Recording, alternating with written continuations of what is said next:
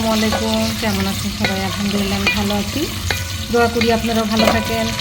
আজকে আমি মিষ্টি কুমড়ো দিয়ে চিংড়ি মাছ দিয়ে রান্না করবো। খুব সিম্পল আর ছোটো একটা রেসিপি। আসলে এটা নতুন রাঁধুনি যারা তাদের জন্য এবং ব্যাচেলারদের জন্য, কেন অনেক পাকা রাঁধুনিরাও আছে আমি দেখি চ্যানেলে, তো তাদের জন্য না, তাদের কাছে আমি কিছুই না। তো এখানে আমি তেল দিয়েছি একটা হাঁড়িতে, পেঁয়াজ কুচি দিয়েছি, লবণ দিয়েছি পরিমাণ মতো, 4-5টা কাঁচামরিচ দিয়ে দিয়েছি। এই হচ্ছে চিংড়ি মাছ।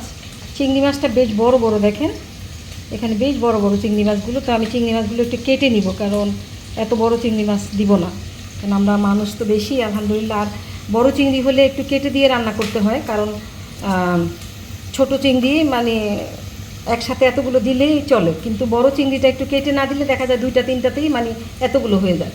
তো সেজন্য আমি চিংড়িটা একটু কেটে দিব। এটাকে কেটে পরিষ্কার করে নিয়েছি, আমি ছোটো ছোটো করে কেটে দিচ্ছি।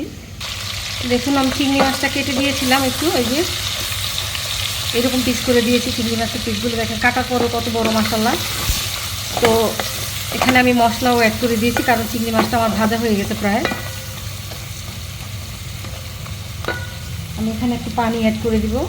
এখানে আমি আদা রসুন দিয়েছি 1 টেবিল চামচ, 1 চা চামচ হলুদের পাউডার, আধা চা চামচ মরিচের পাউডার, জিরা আধা চা চামচ। বিসমিল্লাহির রহমানির রহিম। এটা একটু কষিয়ে নেব ভালো করে, তারপরে আমি মিষ্টি কুমড়োটা এখানে দিয়ে দেবো।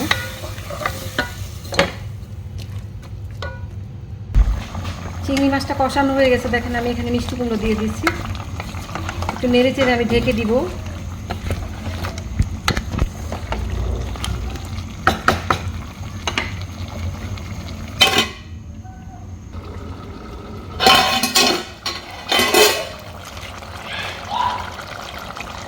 দেখেন আমি এখানে একটু চিনি দিয়ে দিলাম, 1 টেবিল চামচ পরিমাণ চিনি দিলাম।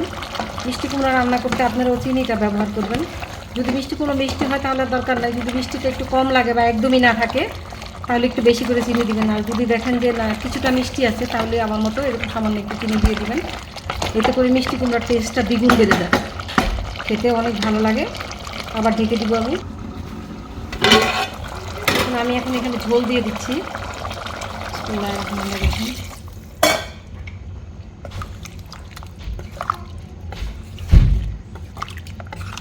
ঝোল দিয়ে দিলাম। নামানোর আগে ধনেপাতা দিব, ধনেপাতা কেটে রেখেছি, আবার ঢেকে দিলাম। তরকারিটা হয়ে গেছে, আমার কুমড়োগুলো সিদ্ধ হয়ে গেছে। আমি এখন ধনেপাতা দিয়ে দিব এখানে। আপনাদের কাছ থেকে বিদায় নিয়ে নিচ্ছি। খুব সিম্পল রান্না এটা, খুব অল্প মশলায়। তারা ট্রাই করবেন যারা নতুন রাঁধুনি তাদের জন্য। ভালো থাকবেন সবাই, ভালো লাগলে অবশ্যই লাইক শেয়ার করবেন, কমেন্ট করে জানাবেন কেমন হলো। আল্লাহ হাফেজ, আসসালামু আলাইকুম। আমি চুলাটাও বন্ধ করে দিব এখন। ভালো থাকবেন সবাই।